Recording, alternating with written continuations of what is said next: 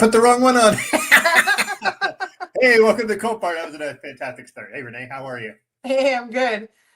Just as a normal Wednesday night, and definitely not Tuesday afternoon with our drinks. Yeah, not at Monday all. afternoon. God, I Monday don't even know what afternoon, day none of it that. Yeah. is. So you are drinking what? A lemon drop your mind. Drop your mind. All right, we'll get into that too. Yes. So yeah, that's a good. So what? It's just a regular, like a lemon drop, but in a cocktail.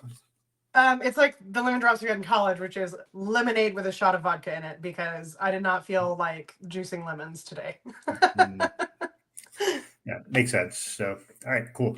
I am sporting a head cold, so I am just doing herbal tea. So unfortunately, no booze for me, but I feel like I need to kind of get rid of this mucus and stuff. So anyway, You're living in the wellness that the cult we're going to cover exemplifies. yeah. So what we're talking about this volume is Holy Hell. This is about the Buddhafield cult. But before we get to that, we always have to cover our news. So are you ready, Renee? I'm ready.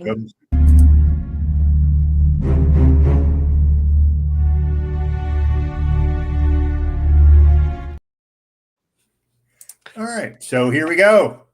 Yeah, so I'm not going to go like into the deep details of this one, because I kind of just wanted to use it to soapbox for a second. Like full disclosure. So this is about a cult in Australia called the Saints, and they do not believe in medical treatment.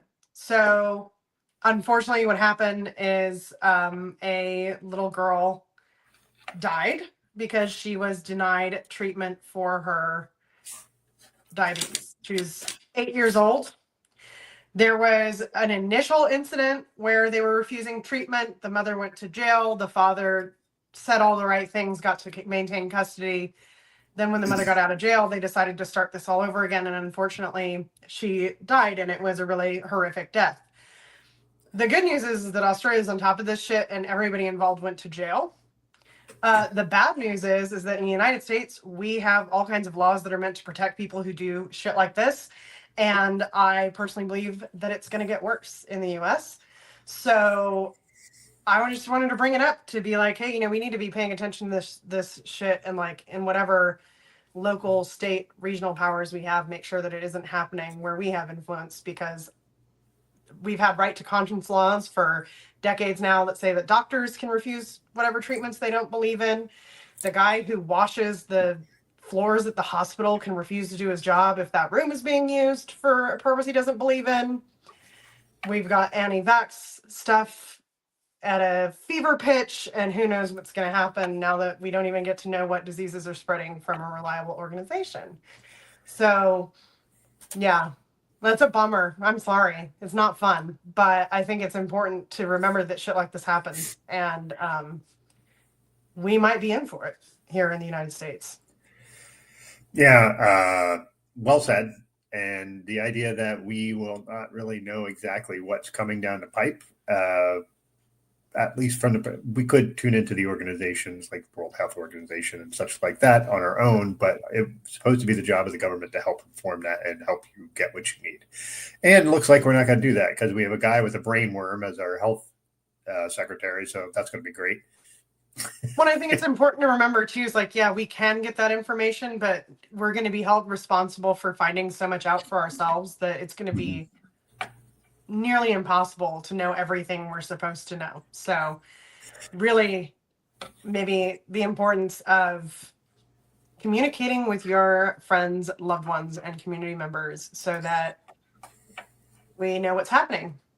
And maybe we know if there's a family at risk for some wild shit like this that's going to hurt a lot of people.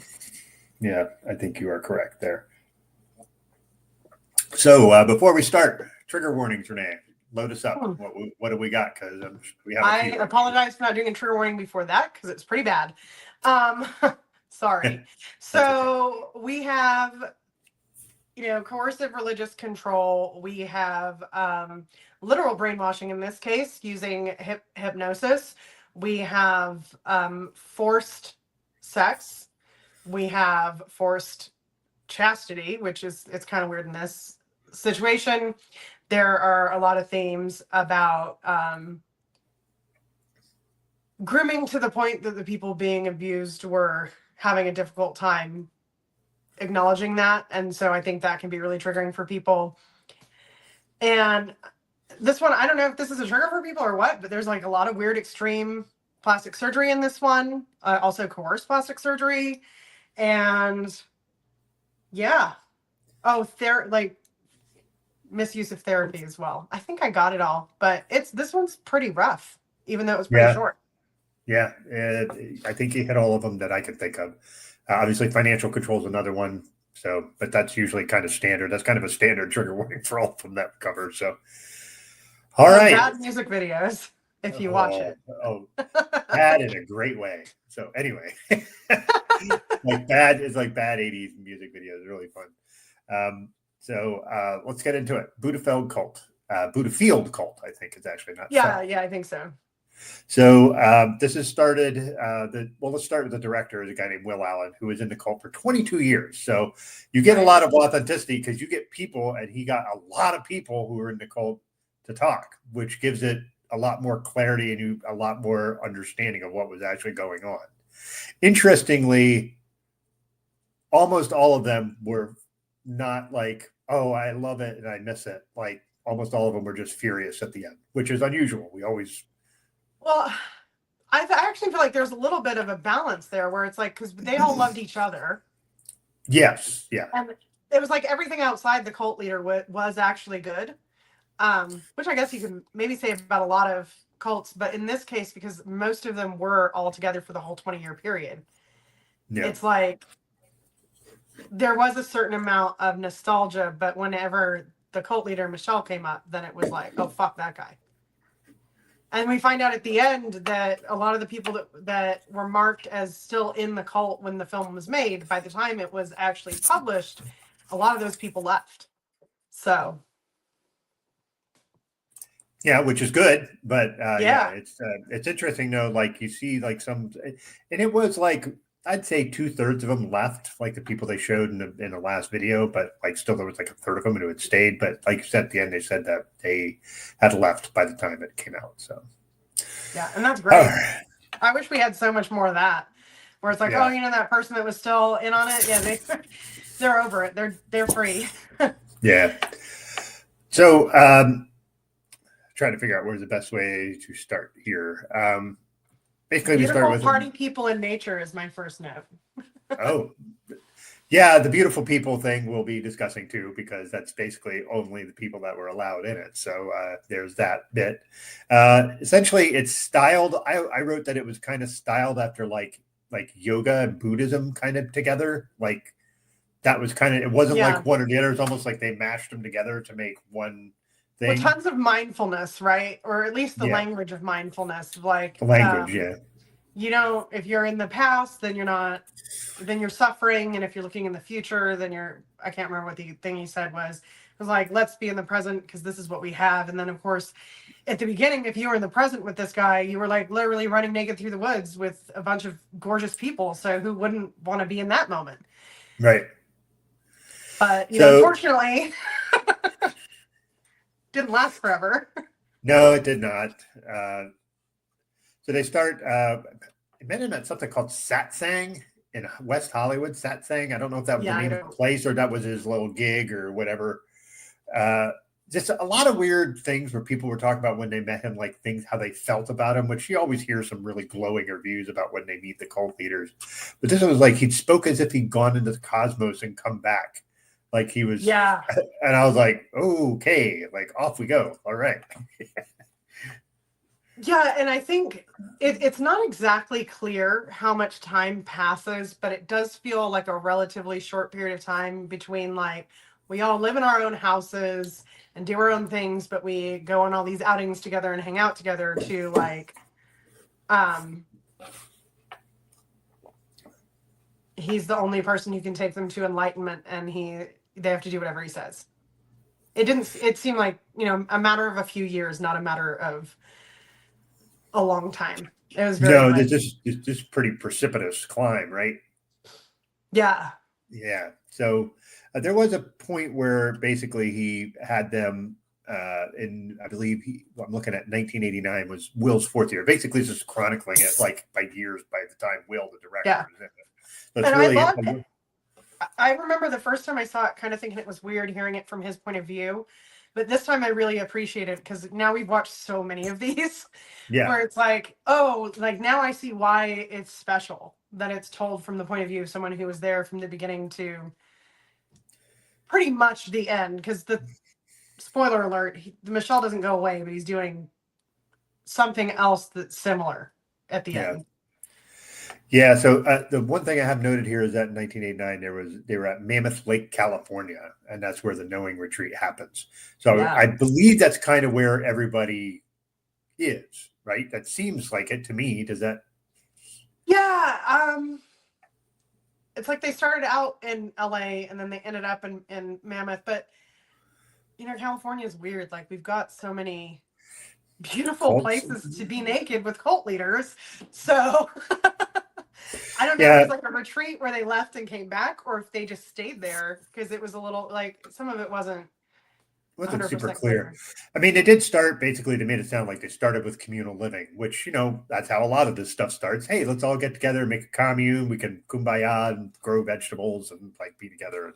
Yeah, well, like somebody said in the beginning, they used to say if this is a cult, at least it's a really good cult. And I think there's this thing of like we sort of automatically assume that if people are all living together on a commune that it is a cult, which isn't actually true. But No, in this case, it was. So yeah. So he introduces a bunch of people like right off the bat, and he talks to all of them.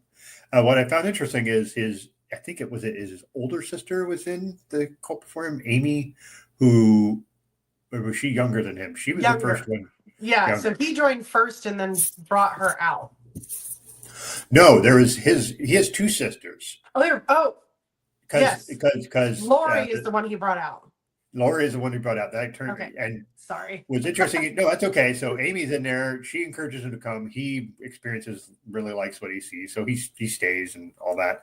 But then what I found interesting is like they introduce. He talks about Amy, and then her name is like they talk to her. And her name is Emiliana, and I was like, and I noted, I'm like, why? What's up with why is their names different? And then when Lori came out, they named her Christella, And he and was Francesco, right? he was Francesco. And they didn't just pick these names. Marcel, Michelle. Michelle was telling them to change their names. I will say I really liked their mom, who was just like, I knew this was bullshit from the beginning. I have some questions about her. Yeah. So you liked her. So I'm going to talk as someone who has a trans child. So let me preface it that way. I know where you're going, and we're going to agree on this. I'm pretty sure. Go ahead. Yeah. So the point was they told their mom that they were detaching from her and that they wanted to go by these names, and she refused. She refused. Those aren't your names. That does not go over well with me. And the fact that she was floored that they would want to detach from her screams uber Catholic mother because she was, and that's what that scream. Well, not Catholic, but like screams uber. Yeah. Well, so but this is. I didn't like the way she talked about that moment, but I do think we have to remember that all three of her children came to her from a weird, like spiritual retreat, and all three of them were like, "We're going to change our names and also fuck you." Yeah. Which is a little bit different than because my belief is that anybody can change it. I changed my name. My name isn't really Renee, not legally. It's like anybody can change my name, and people who are dicks about it are dicks. But if your whole family comes to you and is like, we're all changing our name because this like weird looking guy meditated with us and told us to, and also we're not family anymore, I would probably have an extreme reaction. Yeah, maybe that's true. I just know that's kind of a real sticking point for me for some very personal reasons. But she was very no nonsense. I get that, but there's just that particular part really rubbed me raw. And that was my first impression of her. I do agree. I didn't really. The way I didn't she talked about it felt very like maybe if it was only one of them, she would have still been like, "No, your name is what I said it was," which I hate. I still have members of my family who refuse to call me by my name. no, like, no, I don't answer to my first name. It doesn't occur to me that someone's talking to me if they use my first name, and I still have family members that insist on doing it. Like 30 years later. So yeah. Marvelous. Marvelous. All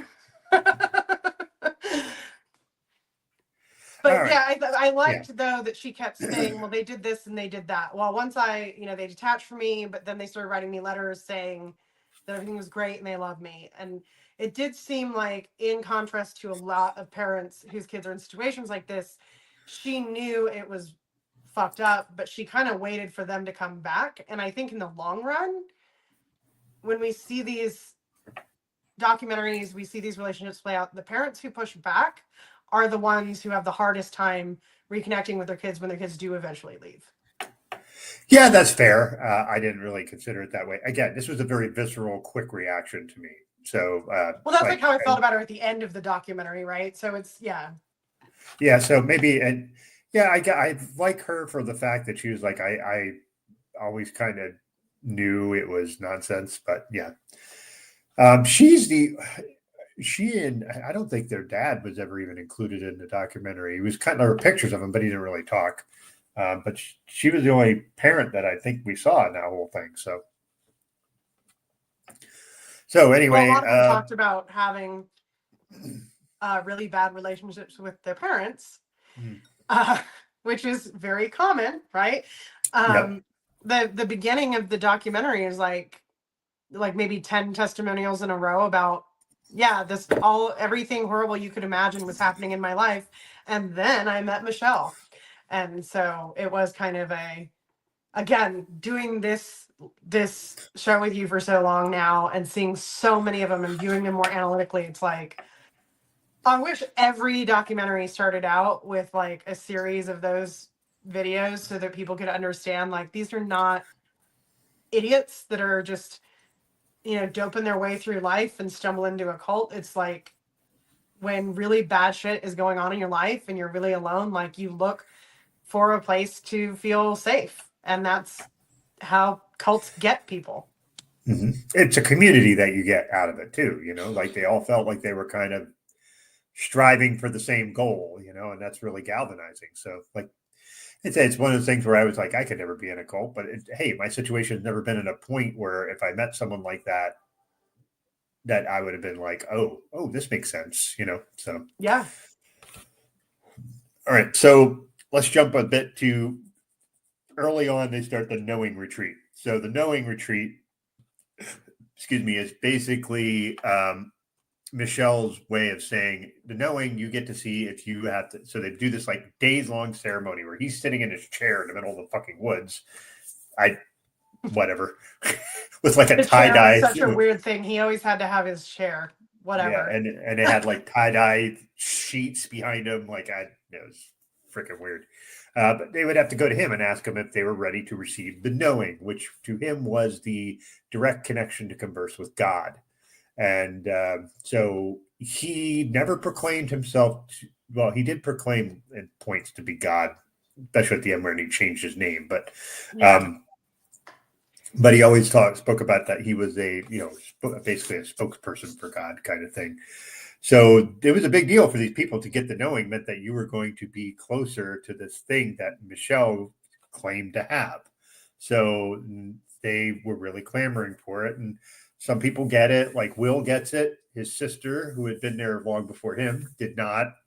So there's that. And she felt just devastated because she didn't get it. And there's other people who did. There are people, she was like, there are people who've been here like a few months and they get it and I don't. Like, yeah, I think that's very intentional though, because we see that all the time, right? Where it's like people who may feel or even explicitly be at a higher level inside the cult or the organization get like taken down a couple pegs every so often.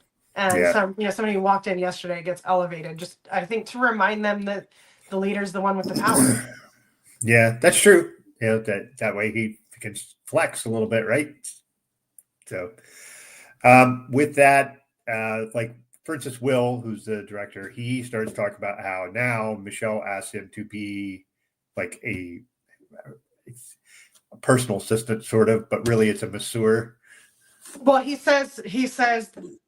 calls Will into like a private meeting and says that he fought all night for Will's life because he was meant to die, but Michelle didn't want him to, and so he argued with God, and basically God said, "Okay, he can live, but he has to be your servant."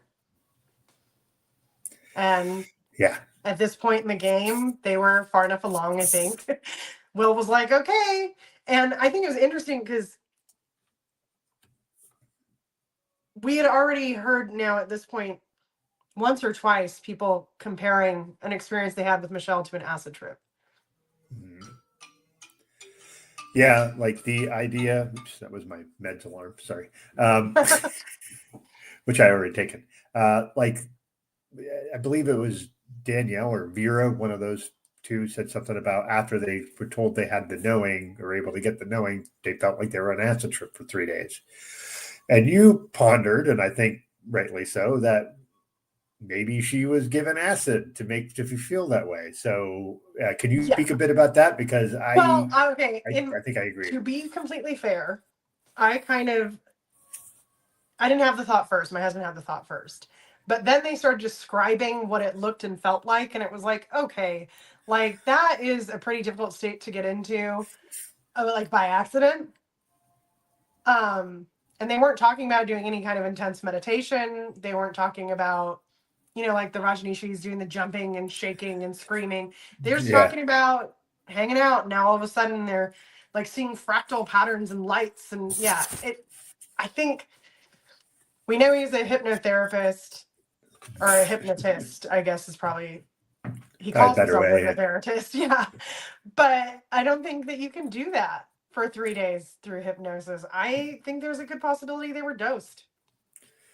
Probably. I mean, it makes sense. That's another way to make people feel euphoric. I mean, acid doesn't always work like that, so maybe it's something more mushroom-like. But like, Well, I mean, something. nothing consistently goes, I guess, to a good experience, right? But I think, you talk about set and setting, and all these people were in a really good mood, and they were in a really place they felt safe. I think it's a good bet that if they were dosed with something, it would have a positive effect. But the counter to that is if they had a negative experience, he could have had a plan for that because They could have having a just said negative that. experience could give him more power. Oh, well, something's wrong. You need more Yeah, you could. hypnotherapy with me. Yeah, you could have just blamed them. Said your mind's not right. You didn't drop your mind enough. But Mm-hmm. uh, all right. So that knowing thing. We should also note that the knowing thing, they did that and they didn't do it again for something like 17 years. Yeah. Like that seems really odd to me. Like it would be like, oh, every 5 years we're going to do this, but just no, Or like once a 17. year. Like, I will say this, like a lot of cult leaders would just pull that out anytime they had anybody was upset about anything, right? Like, oh, God's telling me we have to have another knowing session. You make a bunch of people happy, but he held on to it. It was like the grenade in his like video game pack. Yeah, like he 150 rounds of 7.62 and only one grenade.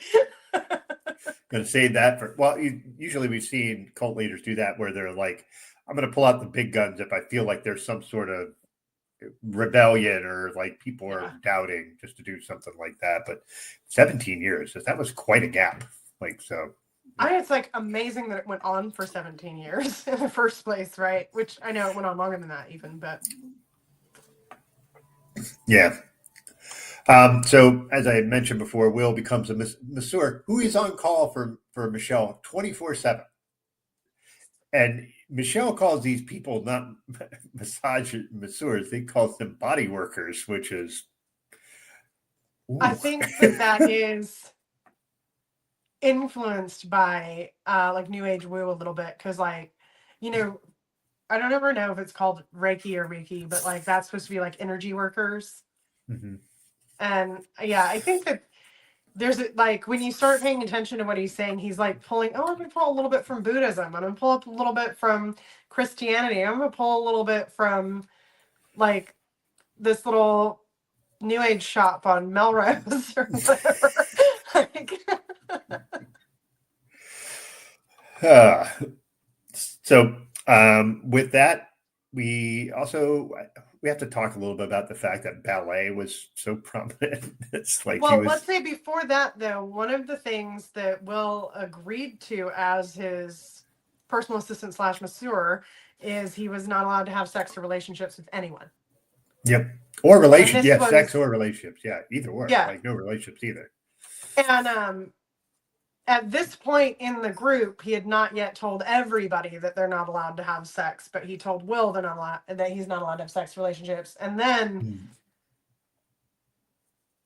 it started to be, oh, well, sex is actually really low energy to everybody else. Then it was like, well, as they said, he had like a really weird, childish attitude every time he talked about sex, which was like super uncomfortable to watch. Yeah. Well, like the idea of him saying, "Have you ever seen anything so ridiculous as people having sex?" And he makes like really goofy faces and like all this stuff. It's like you said, he's like a child talking about sex. It's like really Yeah, there's one goofy. point where he's like doing weird hand movements with it. And it's like, in a way, like he's trying to make it sound goofy or silly, but it came across as so much more lewd. Yeah. Well, the other thing is like you mentioned he hadn't really made that a decree, but people like there was a one guy who said about how, oh well, we weren't supposed to have sex, but people were still doing it on the down Right. low. Like so it wasn't like he was. I feel like it was sort of a yeah, let's not do that, and then people were doing it anyway, and he just I don't know. I feel like that wasn't he didn't enforce it with an iron fist. You know what I mean? Kind of deal. I think that probably what that was meant to do, more than it was meant to keep people from having sex with each other, was it was meant to keep people from thinking he was having sex with anybody, which we'll understand why that's important in a few minutes. Mm-hmm. Yeah, for sure. So, all right. So the ballet thing.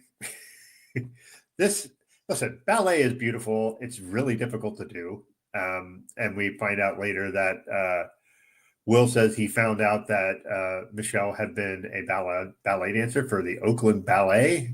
I find that hard to believe, but Yeah, we don't maybe know I'm if it's wrong. true. Yeah. I find that hard to believe. So they also said he spoke like 4 or 5 languages, and I don't believe that either. But Yeah. yeah, so very Kim Jong Un of him. Like, I mean, they all say shit like this. Like all the cult leaders say shit like this, and it's like it was interesting to me that he didn't attempt to prove or disprove any of it in the documentary. But then the interaction that we see him have with Michelle at the end of the documentary, years after he's left, kind of to me it seems to imply that he's like, it doesn't fucking matter because this guy's so full of shit. Who cares? yeah. Well, he's clearly full of shit, but like the idea that he was in the Oakland Ballet or that, he had spread the idea that he was this guy, really good actor. Well, and we find evidence later on, very much not a good actor, but yeah, lots of staring directly in the camera for long periods of time. Like it depended on the genre, Doug, and we'll get there. That's fair. We'll touch upon that later, but yes. So, we had the ballet, and apparently he would make people, like everybody, practice ballet with him and for hours. And they were like, it was grueling for most folks. Like he's trying to do this. And I don't know, the one lady said it was tough love. Like that's not tough love. That's abuse. Sorry. I mean, ballet is grueling for trained ballet dancers. Yes. It's a very difficult and body intensive, torturous art form. So I feel like if you're in your 20s or 30s and you wake up one day and someone's like, you're going to do a ballet workout, like, holy crap. Yeah. And because everybody adored him, I guess I'm doing ballet. Yeah. And as you mentioned, and of course he's got these people, and all these people are like super attractive, fit, thin kind of deal, which we'll get into fat phobia too. But it's interesting that because he apparently loved ballet so much that he wanted everybody to do it. So I found that I don't think we've ever had a cult where ballet was a means of keeping the group together before. Ballet is a cult where ballet is a means of keeping. Anyway. Yeah. We're gonna have to find a documentary about like the New York ballet schools and stuff because I know someone who went Oh. there, Oh and yeah. yeah, in the '80s, which I'm sure it was even wilder in the '80s than it is now. Maybe someday. I. That person I. also studied under Bikram. She's been in a lot of weird places. Wow. Yeah. Okay. That's a lot of places. I found out that I know 2 people who did yoga with Bikram after we did the Bikram documentary. So unfortunately, we didn't have guests. Uh, I feel like the ballet stuff at like in New York Ballet, and it reminds me similarly of, you ever see the movie Whiplash No, I don't think so. with J.K. Simmons and Miles Teller, and Miles Teller's a drummer and he's trying to learn jazz drum, and J.K. Simmons is a giant fucking dick to him the entire time. And the point of the movie is that you have to be pushed by a giant asshole to get the best out of you. Kind of, Oh yeah. and it's Well, we and talked to fucking the male directors of the '70s and '80s about that idiot hypothesis too, huh? Yeah, so it just reminds me of that. Like I feel like that's how it would be, and just like unrelenting, just Yeah. nothing's good enough kind of approach. Yeah, I don't. We've learned a lot that that's not the way to go. But so I the ballet, like I said, he that's a kind of a theme throughout the whole Yeah. Later the they whole build a thing. theater and do these like He said they full were ballet. productions, Yeah, like really like the amount of practice and rehearsal, the sets, everything at the the level that you'd fabrics, expect the fabrics and from, the costumes. yeah, it's at the level you'd expect from like going to see a ballet in, Los Angeles or New York City, but they just did it for whoever in the group wasn't actually in the ballet and then they moved on. Yeah, they did one a year. They would practice the entire year and do one show. It's like, That's that's bonkers. yeah. Imagine being a person having to do all that ballet shit. You do one show, you're like, okay, that was great. Oh, It makes me think about like what goofball thing am I obsessed with that I would do that if I were a cult leader. I think it'd be like live band karaoke. We're we're gonna get it right. oh man, I don't know what that would be for me. It most likely would be basketball because that's a long obsession for me. But anyway, You're invited to my weird cult thing, but you don't want me at yours. I'm 5'2" and I'm not very coordinated. that would just make me yell at you more. Right? I don't know That's who the way wants it that. works. That's the way it works, you know. So, um, uh, one of the things we did. What were you going to say? Sorry. No, I was just laughing. It's Well, we were talking a bit earlier about how there is this therapy thing for him, and that's a big thing we want to talk about. I should point out that they did say that. I keep wanting to call him Marcel. I don't know why. well, it's like Michelle. they found out his real name is something else. I can't remember what it was, and then later he's Andreas, and at the Yes. end he's something else entirely. I can't remember. So, It was like Reiki. It was like oh yeah, you're right. It Reyki, was Rake G. which means God King. That's what they said. So, Sure. sir. So anyway, with this therapy thing, he did have like apparently certificates, whether they were real or not, that he was licensed to practice therapy and hypnotherapy and all this stuff. And I'm like, anybody can print stuff out, but like apparently he would do these things. And what were they? They were called cleansings, which that's a red flag of all red flags. Yeah, it's not what any therapist calls therapy, is it? No, no. So you have a bit more knowledge in this area of therapy. I'm not. I have no knowledge of how hypnotherapy works, other than you get hypnotized and they do shit. But like, can you speak a bit to how that is supposed to work? Let's start there, Yeah, and I don't then know how anything he about was applied. hypnotherapy either, but I did just take a grueling law and ethics class about the ethics of being a therapist or a counselor, and like first thing, you're not allowed to know the people that you work with. And part of that is because you could possibly exert undue power over their lives. Mm-hmm. But that's not related to what we're talking about here. Yeah, I mean, it's just the ethics of therapy are very much like you keep that relationship is only about therapy. It's not about being friends. It's not about being lovers. It's not about this person who's in charge of your living situation. And it's also It's supposed to be something somebody wants to do for a specific reason. So like if I go to therapy and I'm like, I need therapy, and the therapist is like, for what? And I'm like, just in general. Like step one would be to figure out why. And if there's no Yeah. why, then the therapy would probably be like, let's get you confident in knowing that you're okay. It wouldn't just be like, all right, $50, let's go. Apologies there, I had to sneeze. Speaking of what, use $50. That's what he charged them to do their own cleansings once a week. In the 80s too, which is like, how much is that? I don't know. You're going to have to look that up because I'm I'm gonna take a wild guess and it's $250. Let's say it was 85. Yeah, 85 to 89 was in that area. So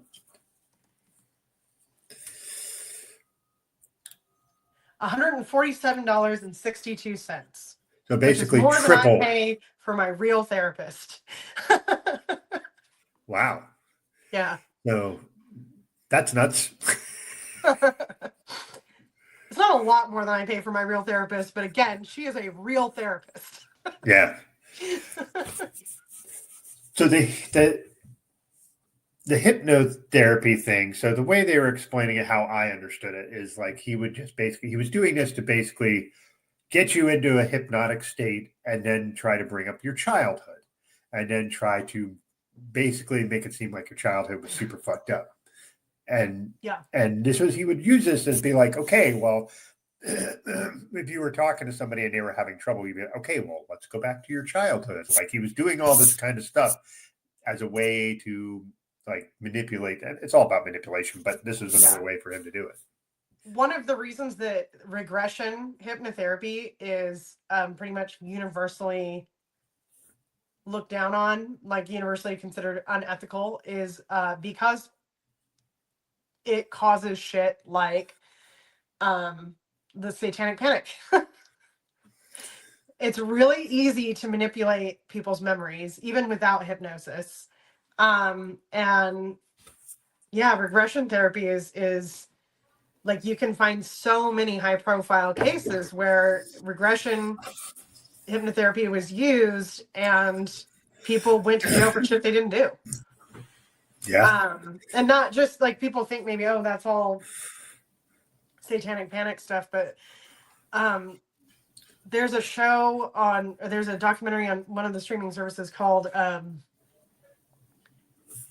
to Create a Sex Scandal or something like that. How to create a what? A sex scandal. And it was the same thing. It was a bunch of kids who were being given implanted memories about child abuses that didn't happen. And, it comes out that like the things they were saying weren't possible. The places they were saying they were didn't exist. The kids, as they grew up and became adults, were like, wait a minute, I don't think that really happened. Yeah. As you develop a relationship, I guess, with what feels like a memory and what feels like a dream, they were kind of like, that doesn't feel like a memory. And that was recent, that was so. Yeah, that was on HBO with, Max. The Sarah Lawrence cult, there was stuff like that. There was stuff like that in a lot of the ones we've done. I can't think off the top of my head right now, but there's a lot of that where it's like, oh, well, your family abused you, your parents were raping you, whatever. Yeah, they don't always have them under hypnosis or anything. They just it's that repetitive thing. Like, you just keep spouting the lie until you believe it, which sounds an awful lot like a certain leader we have in a certain country, but don't know who that is. Here's the thing that's interesting about memory just in general, but makes these things so scary, is like, every time you recall a memory, you're likely changing it. Yeah. That's just a fact. Like, they've studied this. We know this. Like, we don't have a very strong relationship with reality when it comes to the past, because memories are so malleable. And then, someone comes in with the intent to manipulate those memories. And if they have any experience with it, there's a really good chance that they're going to succeed, because our brains just are like, yeah, you know what? You're right. That's probably not happened. Yeah, it's interesting. Just sometimes, how many times have you had something where you remembered a certain way, and somebody be like, "Oh, I don't quite remember it that way," and they have a different version of the same experience that you both had at the same time. Yeah. And part of it is we're different people, so you're going to experience things differently. But at the same time, you might be like, "Oh, we were at the car wash," and like, "No, we weren't. We were over at the pavilion." Like, "Oh, okay. Well, I Yeah. thought Or it was the just, car." when someone was having a great time and someone was having a shitty time, and it's like your memory, the person having a great time remembers all of the good things that were happening, and the person who's having a shitty time doesn't remember any of that because they weren't experiencing that part of it, right? So Right. yeah, and then you think about a situation where the two people involved in the conversation, the other people involved in the memory aren't there, and it's just one person telling you, like, yeah, I'm pretty sure from what you're saying that your parents beat you or whatever. And that's why, speaking of therapy, another thing that's really, to become an analyst is actually much harder than just becoming a therapist, because analysts have a little bit more influence on how you might remember something or what your perspective on that memory means, and you have to be really careful not to fuck up somebody's shit with your own take on it. So Yeah. Yeah, it's tricky. I also wonder if stuff with like eyewitness testimony and all that stuff because that's right, we know memory. that's, yeah, it's We terrible. know that. Eyewitness testimony is the least reliable evidence in existence, Yeah, but because it gets people used all remember the shit. time. Yes, it does. Yeah. So, Yay. hooray! Our great court system there at work. Bleh. That's another thing. Talk about another time. Yeah. Um, Okay, so, go ahead. so we have the regression hypnotherapy. This is where you get to the point when people start detaching from their families, but which, Mhm. it's easy if you think that your families are horrible. Then, as we find out, one of the families hired Rick Ross, not the rapper, the cult deprogrammer. My favorite name twin ever. That is a great name, Twin. Because when I read that, I was like Rick Ross, and I'm like, oh, okay. Yeah, there's two. Um, Here's the thing: Rick Ross is still considered an expert on cults, and at the time that this was happening, cult deprogramming was something that people thought worked and was healthy and was good. So I didn't put that out there because now we know that cult deprogramming is really not fucking great, and it did a lot of damage to the people it was meant to help. Yeah. We didn't know that then. We had to, you can't collect data on something that hasn't happened. So okay. Right. But one of the families hired Rick Ross. He hired private investigators. He tried to kidnap people away, find a new place to take, not find a new place, take them from this place and take them home. And that freaked Michelle out. And someone said like his worst fear was Buddhafield being called a cult, which is like, I don't have that fear about any organization that I'm involved in. I wonder Yeah. what the difference might be. Yeah. I mean, there is the part with the Rick Ross to it. I think he was part of that cult awareness network that started getting Yeah. involved. So that was that whole thing. But what's weird is they talk about just very briefly about this guy named Kenny. They don't ever expand on him. And Kenny, Yes. who is an Okay. outsider, quote unquote, fell in love with one of the Buddhafield people, who is this blonde model looking lady. And they label him a stalker, that he's stalking her. And that's part of that where the cult awareness network, which is also builds on the Michelle being paranoid that, oh no, they're gonna fucking call me a When you cult. Yeah. And you wonder if there was a private investigator because, like, the Cult Awareness Network, Rick Ross, they might have just known where these people were and fucking showed up. It's kind of not that there's anything illegal or wrong about hiring a private investigator. It's just there's so many questions raised because the benefit of having Will doing the documentary is that he was front and center for it. The downside of it is he was front and center for it. So in these moments, he only had the information that he was being given by Michelle, and that was being kind of accepted by the group. So there's a little bit of like, oh, I wonder what was really going on there. Yeah. Well, there was one Jennifer, the one lady Jennifer, her family hired a PI, and a PI found her, said she was with this group, and told the parents that the group was benign. Right, it's fine. Fine. They're just a communal living group. It's all good. Like nothing to be worried about here. So that guy was wrong, or gal, whoever the PI was. Yeah, well, I think it's too, it's like, do you think that when a person's there on like their first day or whatever, that's when Michelle tells everyone to come in the room with him and get naked because you have to be able to stand naked in front of God, and if you can't stand naked in front of your master, then how could you possibly stand naked in front of God? Come show me Yep. your junk. Because it probably doesn't happen when new people are around. Yeah, I feel like there's a certain level of time you have to be at there for that to happen. So, And as we find out later, he was very adept at making sure that everyone was having their own experience and that no one really knew what anyone else was experiencing. yeah, it was very Which, good at, which is a real skill. Like even in cults, like usually you don't have that level of sophistication of keeping everybody individual. Usually it's a lot of groupthink, but yeah. yeah, and that was the other thing, right? Is like to make sure that this person doesn't tell this person what's happening, but also people said he found ways, probably through these weekly therapy sessions, to individually manipulate each person. And so, yeah, I mean, that's very hard to imagine on that scale. It's one of those things where you're almost like, I wonder if this guy wasn't a self-absorbed fucking asshole, what he could have accomplished, because that is so, like, there's a level of mental organization that has to be happening there to even be able to do that, Yeah, for sure. which is Like an the idea awful of, thing to do. Yeah. and then be able to remember all of them. There was like 140 members. That means he had to do 140 individual fucking cult plans.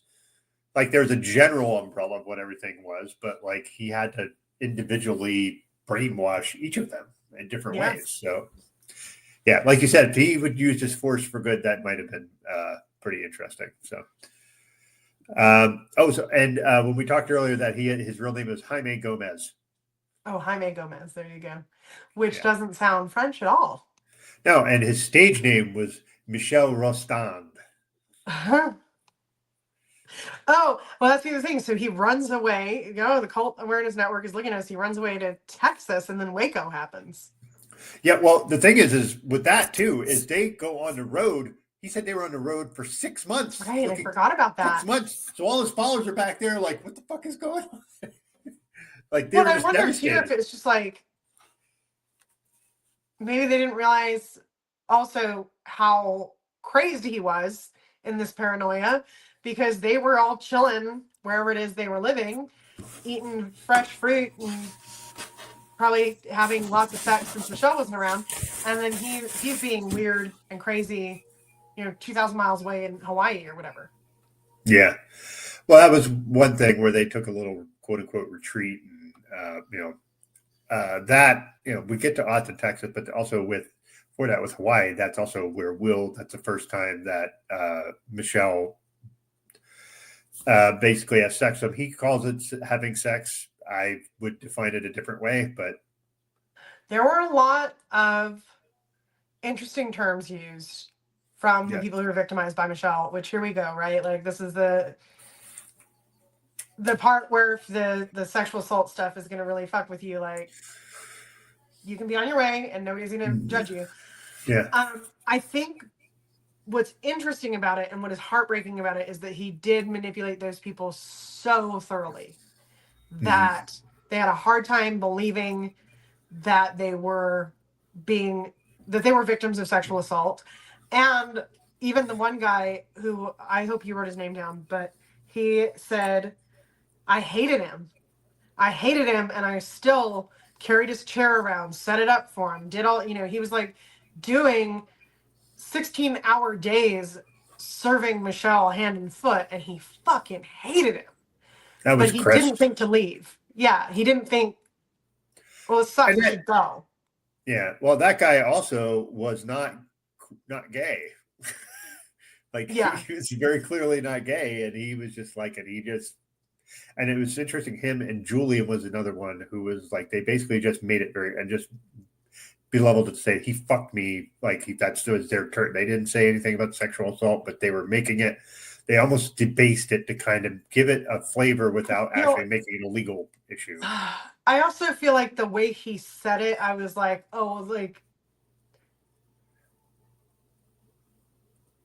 you could say we fucked and it means one thing.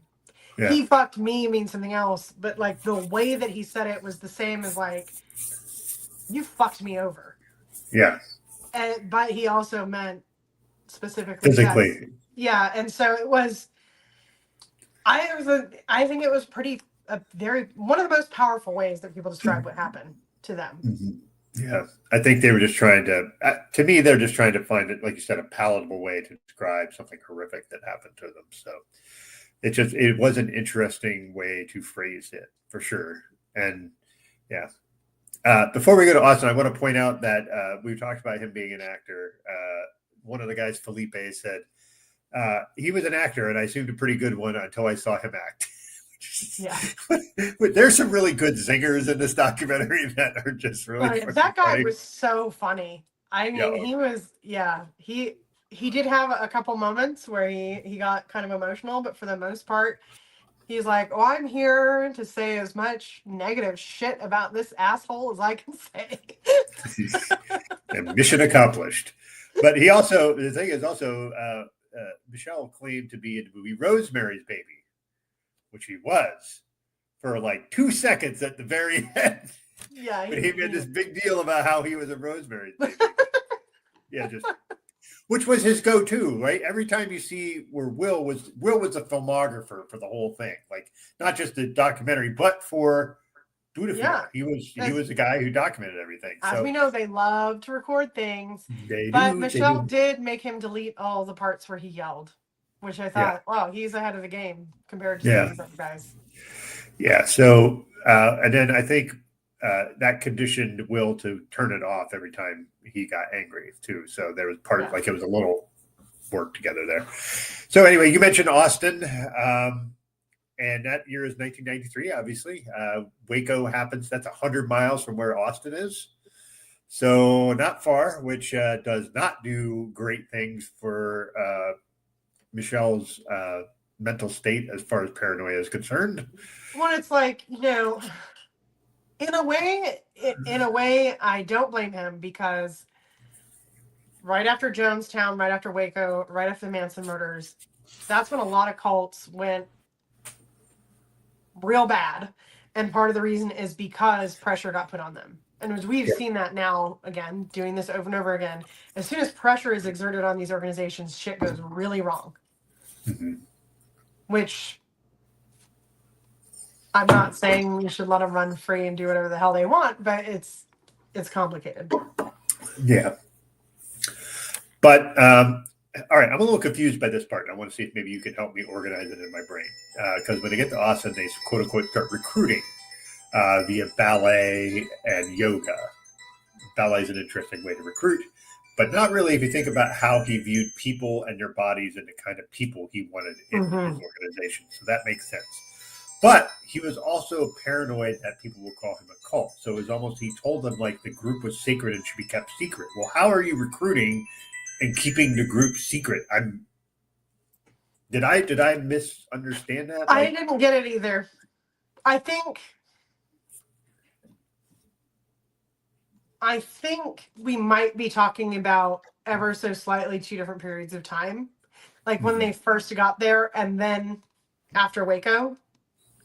Yeah. That's as close as I could get because that is where shit started to get really specifically weird, right? Where he was telling them having them do yoga classes where they practiced what lies they would tell to the FBI if the FBI came, having them write false letters to their family, where he started having them kill rats by hand with shovels to I don't know what reason.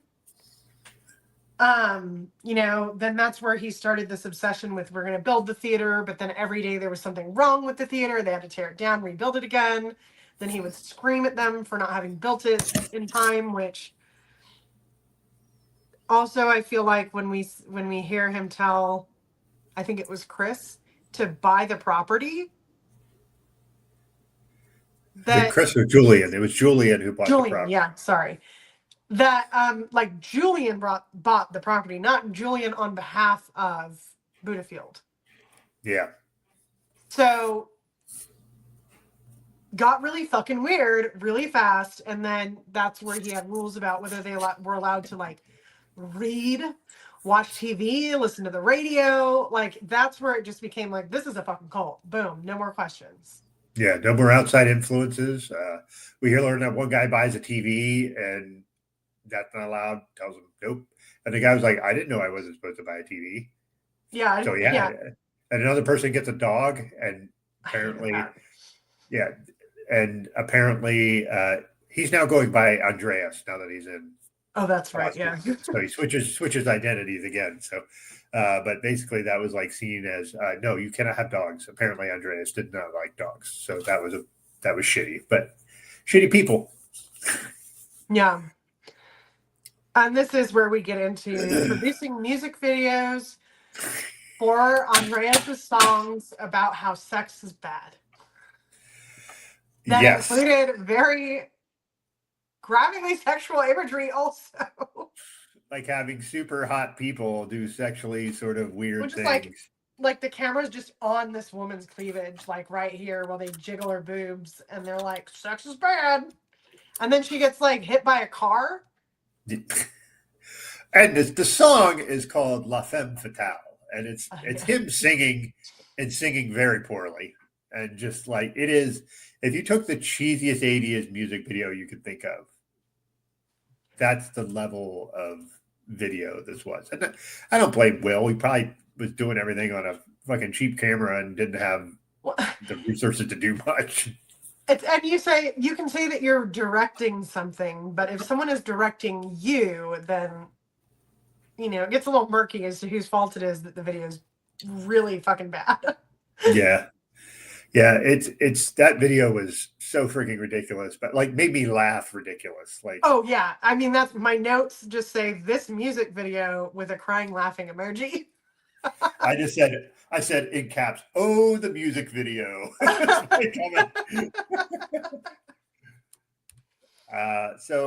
But part of that is I forget which person. I think it was Vera who said like he just didn't want anybody having like anything approaching a normal sex life. He didn't want that at all. So now is go ahead. Sorry. Well, it was implied that the woman in the video was based on someone in the group that he disapproved of. Yeah, I didn't. And that woman dies at the end, for the record. So yeah. Oh yeah. Okay, I missed that part apparently, so I apologize. So yeah, no, I mean it was quick because it took me a second to figure out what she meant. Where it was like, he's the subject of the video is someone he disapproves of, being like the character is whatever. But then I was like, the way she said it, I kind of thought on it, and I was like, I think she means that she represents a member of the group that he does not approve of. Yeah. That's interesting. Okay. Yeah. And she dies at the end, but in an incredibly fucking comedic way, because again, the video is done so poorly. It's like you see two shoes fly up in the air and you're supposed to know that she was hit by a car. It does look like these kids, like 12-year-old kids, like, let's make a music video. And yeah. All right. So we have, go ahead. I say this is where we get back to everyone has to be beautiful. And this is now 15 years into the game. So people are not looking the way they looked when they were 20. Yep. And we see him pressuring people to get plastic surgery. But then we find out the reason that he wants them to get plastic surgery is because whatever he's negging them about and telling them to get plastic surgery on is something he actually wants plastic surgery about, but he wants someone to do it first. To make sure that, yeah, like, is it going to paralyze part of your face? Is it, they say it's going to make you look 10 years younger, but that it actually makes you look bad, or, the scarring is worse than I thought it was going to be. Yeah. So he's just sending them off to be guinea pigs. So when he goes and gets plastic surgery, he can feel more confident about the results, which I thought was just like. Yeah, that's another level of mental fuckery that, but it's, he's very fat phobic. So he didn't want anybody that wasn't beautiful in there because, Yeah. I did think it was crazy that, like, in all this time that was passing, obviously there were people who gained weight. There's like a lot of things that happen, just like hormonally, physically, whatever, that you could be size 2, or if you're a woman, I guess, because men's sizes make way more sense, but you be a size 2 at 20 and be a size 12 at 35 through, like, everything else is the same. Yeah. That's just how human bodies work. And there was the woman who said he was fat phobic or you weren't allowed to be fat. She's overweight by whatever fucking bullshit standards that we use to measure those things. But yeah, That was she's been a member of the group. Yeah, that was. I think that was Christella. She also made the line of what she was trying to describe. She said, "I will only describe him as an out of work actor who stumbled into the role of a lifetime." And I was like, Oh, "That yeah. is a super great burn." So that was Christella. That was one of Will's sisters. That was, I think, the younger one. That was Lori before she went in. So interesting that both Lori and Amy kept their names. Yeah, well, I think it comes back to what we see in here, which is like when the former members of the cult, talk about the times they had with each other and how they felt about each other, it is nothing but positive. And when they talk about Michelle/Andreas, it's nothing but negative. And that is such a weird dichotomy, but it's also one of, I think, the strangest thing about it is, like, we see an acceptance of their role in things that I don't think we see in a lot of other cult documentaries. Yeah, that's true. I mean, I feel like I wonder if that's sort of trauma bonding in a way. Like they all went through the same thing, but they also were kind of all on the same team trying to do the same thing.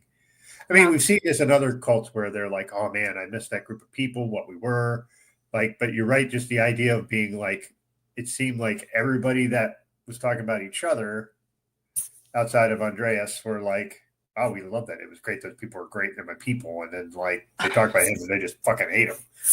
For I good wonder reason. if that's For good like reason. where he went wrong, so to speak. Like, usually these leaders will sow discontent among the members, put people in competition with each other, um, have people kind of infighting all the time. And he didn't do that. So then when people found out that the fellow members were being mistreated and abused, they were like, oh, fuck this. That person is like family to me. How could you do that? Yeah.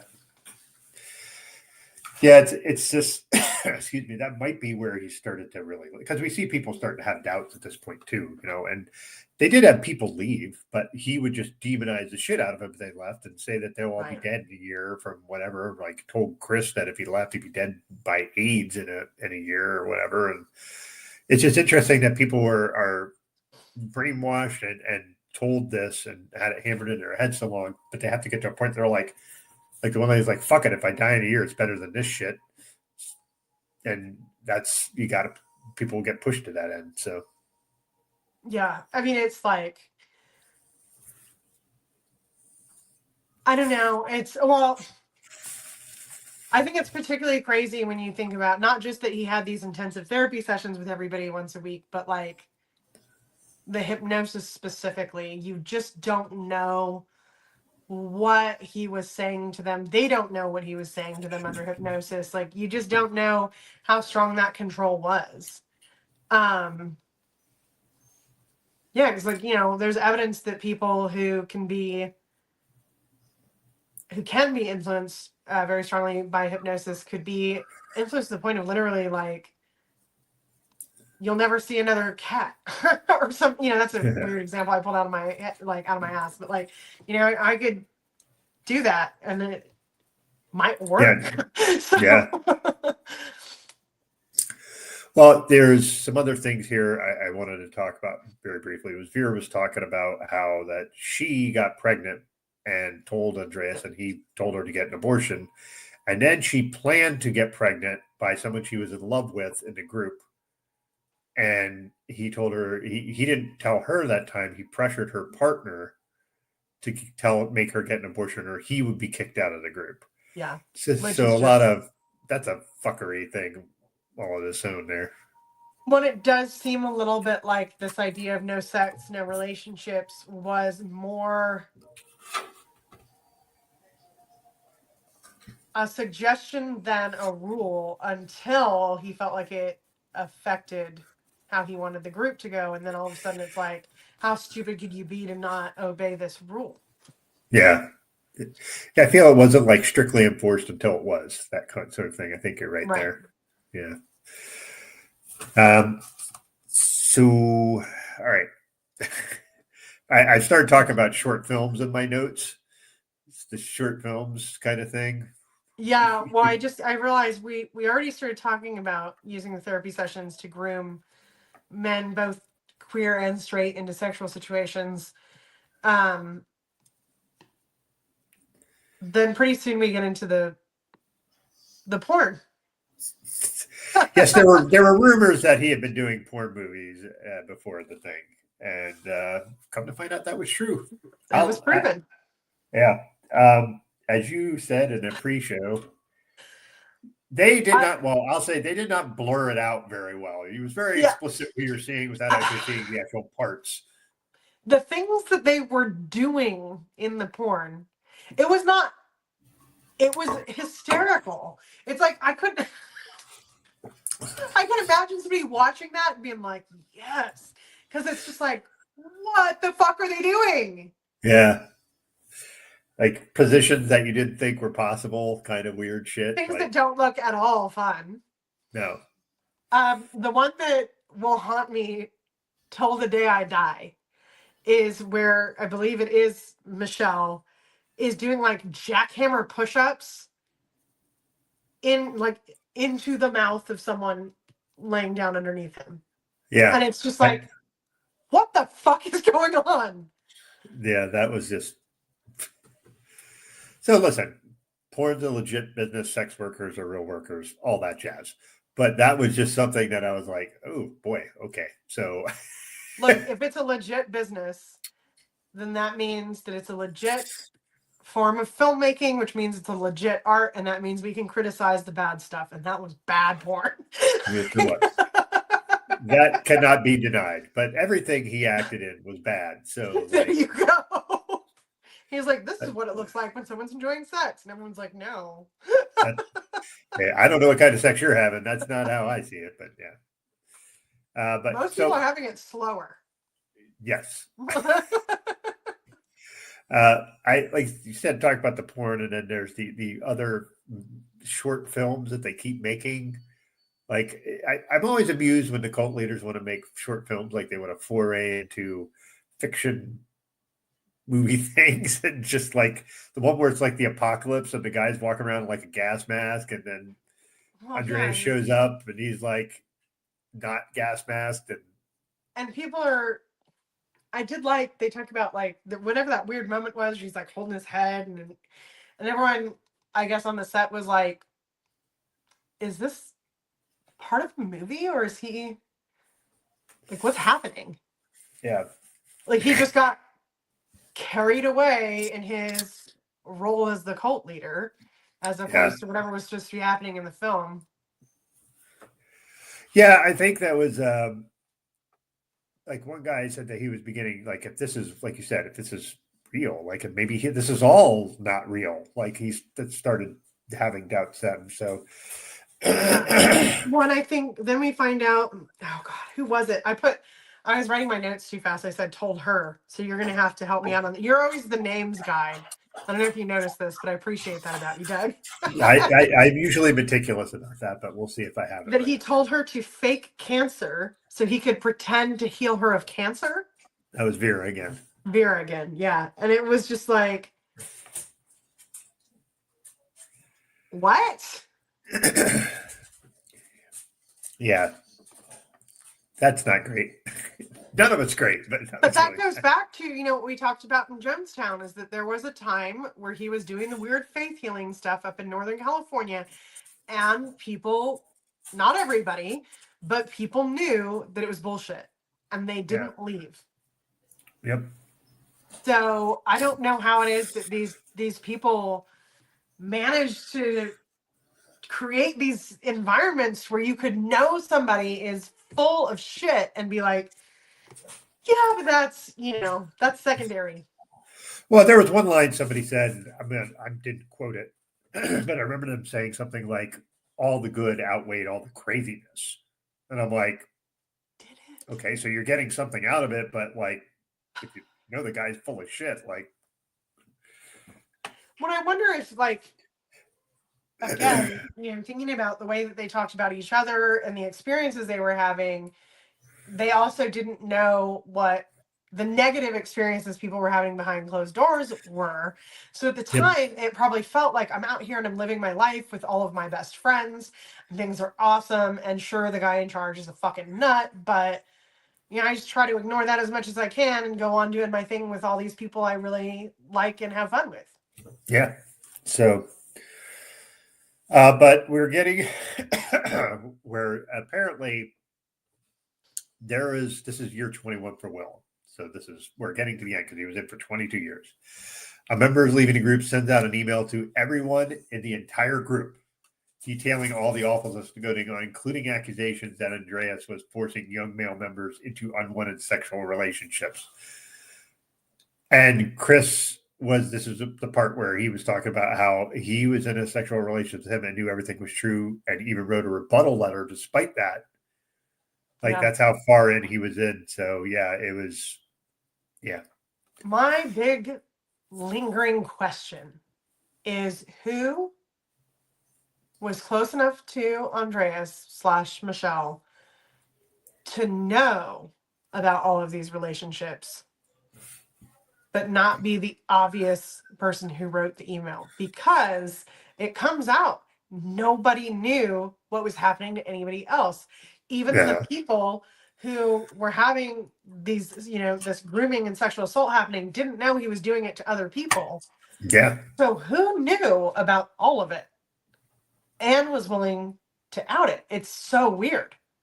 Yeah. It's really super weird. I mean, it's one of the weirdest things was hearing Chris talk about his experience with Michelle / Andreas, but and he gets to the point where he's talking about he would fuck me and then he would make me pay $50 for the privilege, For the and I'm therapy just like, session. Yeah. ugh, like that's just so fucked up It is at a so, million yeah. levels. There was one guy, I can't remember what his name was. It was something like Murty or something like that. Like, this is the thing. Everybody started to realize, like, oh shit, like, is this true? Like, so one guy talked about all those boys told their stories. All the boys. He made it very clear that he wasn't calling them men because they were young men that Michelle Andreas was always after. Like, once you got past a certain point, I don't think he was interested because you weren't young. Yeah, and we find out too, and this is so, like, this is kind of a head fuck when you remember Will brought Lori in. And he did that after Michelle had already started abusing him, and she joined without any knowledge that this man was abusing her brother, which is just so mind-boggling to me. So Yeah. heartbreaking. Yeah. So things are super ramping up now because everybody's questioning him. They're questioning him. Andreas obviously keeps denying. So that's what he does. And what I think is super weird is when he asked Will, he wants to make a video to sell his side of the story, and it looks like he's a hostage. Like, it's like so fucking weird. But he does that thing where he's staring directly into camera the entire time. Like, it's just, I don't know. What were your takes on that? Because I was just like, what is this shit? Well, they said they showed it and, like, people just got up and started walking out because it was so obvious it was bullshit. And I think that's part of it, is like, you can't appear as, like, the craziest, most maniacal bad guy that ever existed while telling people, like, I'm not a bad guy. That's what he did. I think, there's an element of like all of these cult leaders where they get far enough gone in their power that they forget that that it's that it matters, I guess. Like to him, it's like, I'll just say it's not true and everyone will believe it's not true. Yeah, He because didn't I'm think the about the leader. fact that he looked maniacal. He didn't think about the fact that people already left as a result. He didn't think about the fact that the guy making the video for him knew it was true. He Yeah. just, people will believe me because that's what they do. They believe me. Yeah. And so this is where we get to the point where he's like, okay, people are leaving. I'm going to have another knowing retreat, knowing session after 17 years. So, yeah, convenient time to do that. But Yeah. did they really talk about that too much? I don't have a lot of notes about the knowing thing other than that they did No, it. me either. They kind of just like, yeah, he did it. We already know what that's about. We already know why he did it. Let's move on. And I think that's fine because the reality is like how many people were left at that point? Yeah. It's And I guess every single one of them who didn't have the knowing already probably got it that day. my guess is that, yeah, if they were still there, but yeah.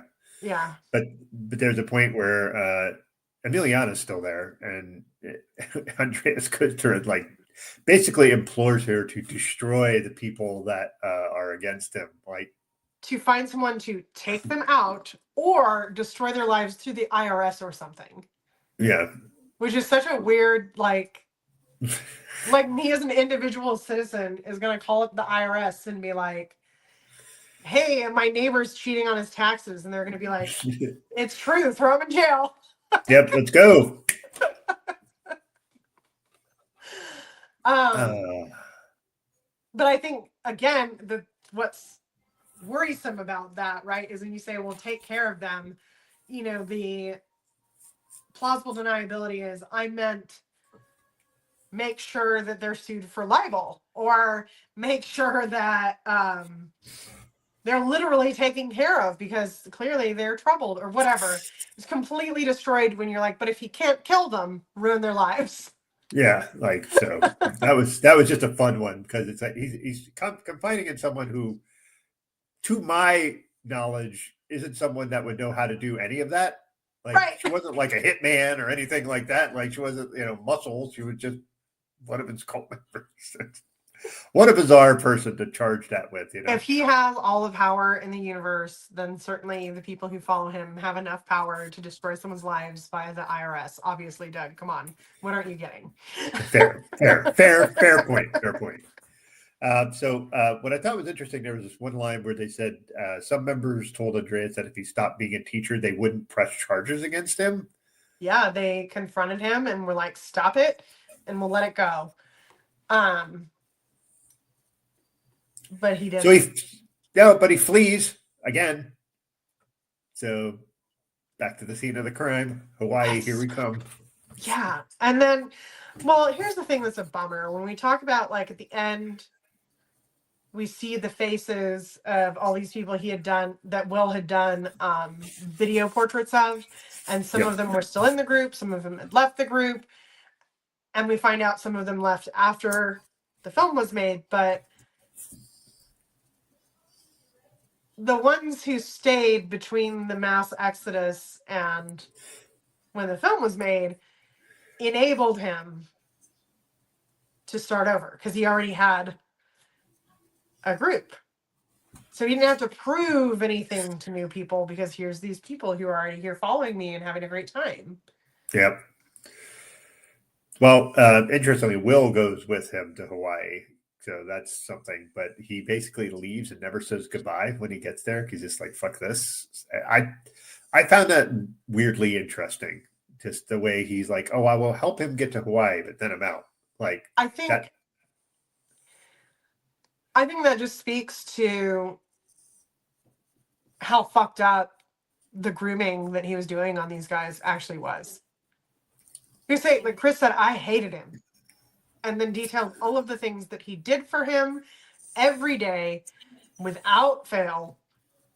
That he stayed, that he didn't leave, that he didn't tell anyone what was going on, but he hated him. And, I'm sure that he spends a lot of time in whatever real therapy he's involved in talking about how it is that he could deal with that cognitive dissonance. We don't get that insight, which is fine. But it suggests some really powerfully bad shit going on in the way that he was grooming people and the way that he was exerting control over them. Yeah. There is there's one thing we were talking about Chris that I didn't love, but the guy's through trauma. But he mentioned that when he got out, he sold everything, the house that he had bought for Andreas and everything like that. Then he became a bouncer to quote unquote reclaim my masculinity. And I was like, all right, dude, you don't really need to go that route. That was, but listen, the guy was through abuse. I shouldn't criticize, but I'm like, that sounds very toxic masculinity. I think that it's very interesting because we have a lot of words for what happens to men when they feel like their masculinity is damaged. We don't really have a lot for women, but this is something that I've talked to a lot of people about, and like maybe someday is going to be like where I like specialize is like gendered trauma is especially fucked up because we have so few ways to cope with it. So a lot of people who have gendered trauma end up rejecting things about their gender or diving so far into those things that it becomes like a caricature. And so, you know, it's like I'm talking about it from the female perspective because that's what I know about. But, you know, you'll have like women who were raped or went through like a profound betrayal by like their husband or whatever. They'll like shave their heads and stop wearing makeup, or they'll purposefully gain weight to like hide their body, or they'll become very hypersexual and they'll get plastic surgery and they'll like, you know, lean into a very like almost caricature of femininity, like the bimbo look, right? And that is weirdly a very natural and normal response to gendered trauma. So I feel like I get where he was coming from. And also to me, when he said that, it sort of seemed like he kind of acknowledged that it was kind of dumb. Yeah, maybe he was doing it sort of tongue in cheek. That's possible. Maybe I just missed that prompt. I don't know. I don't mean like that he was doing it tongue in cheek, but that he was like that he was acknowledging like he did it for that reason, but like it didn't, you know, it didn't work. Like Yeah, true. So all right. So do you want to go over the bit with the stealth video with Will? Because that's sort of kind of the culmination yeah. of it at the end. So Will encounters him, tracks him down. They don't really say. He's at some public park and his members are, I don't know, just congregating, not doing anything specific really. And he's sort of got the camera somewhere that it seems like they can't really see it. The shots are at kind of weird angles. And then he approaches Michelle / Andreas, now Reggie. Reggie. And he asks him, "Are you being a good boy?" And he is like giggling No. and funny and playful about it. Isn't it cute? And I was kind of unsettling. Yeah, and it's kind of like an anticlimactic one for me. Like that part was unsettling, but it feels like I don't know. Maybe Will just couldn't get there to be like more confrontation. Maybe it's just not who he is. Yeah. But like so, but I could see. And then what's interesting is when he approached a group, somebody got up and gave him a big hug and kissed him. So that was clearly one of the old members that was still there. Yeah. So I thought that was kind of interesting. But I think I didn't find it necessarily unsatisfying. I thought it was interesting and like ultimately a good thing that Will felt like he could go and he could talk to him at all. Yeah. And I think that the response really showed Michelle for what he was, which is like he's not sorry. He doesn't even have enough like guile to be ashamed. Yeah. It's just it's a joke to him. Yeah. He's classic narcissism. So yeah, they have that. Then they have the I do have one question for you here. I wrote it down. I said, how do you wrap your head around going through all that? Like this is a question. This is a really kind of a recurring question at the end. Yeah. How do you wrap your head around going through all that? All we have is what was in the documentary, which I think, you know, it was a very biased documentary in a lot of weird ways. right? Like depending on the section. It seems like these people were able to like own that they should have been more aware of what was going on, which we never see. Yeah. And they were able to separate the experiences they had with the people who were there alongside them from the experiences they had with the leader.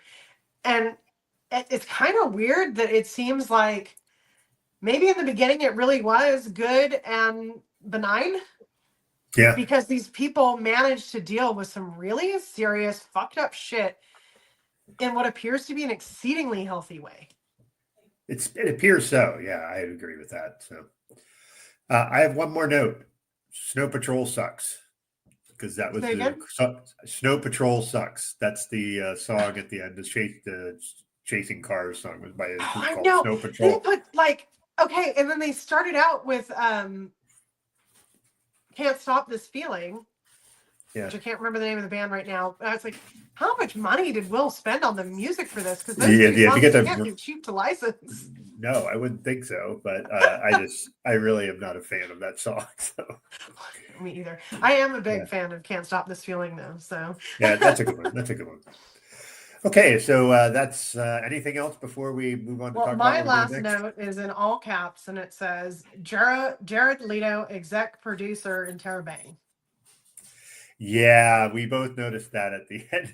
So we know that he has a lot of allegations against him about culty stuff too. So, and I happen to have it on good authority from a source that I'm not going to name.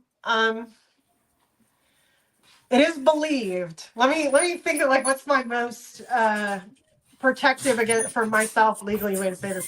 It is believed that a lot of things have come out in the media that he and his people have managed to get scrubbed. So that whatever you think you've heard, there's more out there that we're not always getting to see. Interesting. Okay. Yeah. So I say that, but yeah, he's I mean, we've seen the pictures of him in the white robes with all of the people in their white robes on an island somewhere. I loved that in the pre-show I had to get rid of my cat because it was being too loud. You know, your cat's like, hey. Well, see, my desk is right by the kitchen, and every time we're in the kitchen, like my wife's in the kitchen right now, so she thinks that means she needs to be fed again. Right. Well, she's a cat, so. Yeah. But... That's it. I mean, the Jared Leto thing fucking threw me for a loop. It's so weird. That did too. I normally don't watch the credits too often, and I just happened to catch up. I was like, "What?" Same, yeah. I just kind of like looked down, looked back up, and was like, "Excuse me, fuck out me." Yeah. So yeah. So. All right. So that was holy hell. Next month we are going to be talking about the Devil in the Family, the Fall of Ruby Frankie, which is another one in your vein, Renee. Because it's like that. No, but like meaning like it's from the cult you were originally in. So from that. Yes, actually it came out. So I was in this. This is really funny. I did this event on Saturday night through the veteran nonprofit I'm a part of, where we talked about vets who were also punk rockers, and it was me, another Marine, and a guy in the Navy. So pretty culty actually. And it came up like how is the military like a cult? And it's like, well, the Marines most of all, but. I was like, well, I do the cult show. It was in my bio. I was in a cult. And then the host of the event family was also really into, depending on how you define it, a cult or cult adjacent group that I've taken classes with. So 3 times over, man. Mormon, I was a Marine, and then I took classes with a meditation group. I'm not going to name it. I have mixed feelings about this. And I don't want to like deny any of the experiences my friend had whose family was deep in it. But anyway, yeah. So it's weird to always be associated with that. And I think, we're going to have some good discussions on this because they were in a fringe. We see this all the time now. It seems like they're in a fringe spinoff of mainstream Mormon church.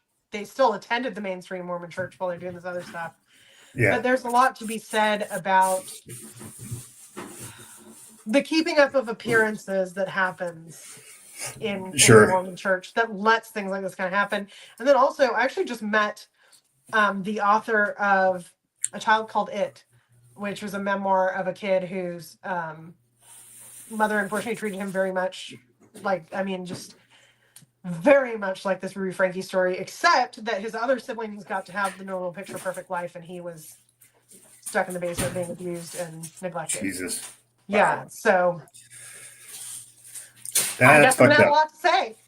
Yeah, so I'm gonna have a lot to say because I know some of the details, but I'm looking forward is the wrong word because it's gonna be horrific. But I'll be interested to see what happens in that doc. So that is on Hulu for anybody who wants to watch it. So yeah, and I think these shows, I don't know. This is gonna be the trigger warning to end all trigger warnings episode. yeah, for sure. So anyway, Renee, thanks again for doing this with me. It's always fun. Thank you. Yeah, and apologies for me having to mute myself multiple times so I could And sneeze our and new cough. mascot was here. Yeah, that's right. I forgot what I named him, so whatever. Mulder. Probably, sure. Yeah. All right, folks, we will see you next month, April 2nd, 9 p.m. Cheers. Night.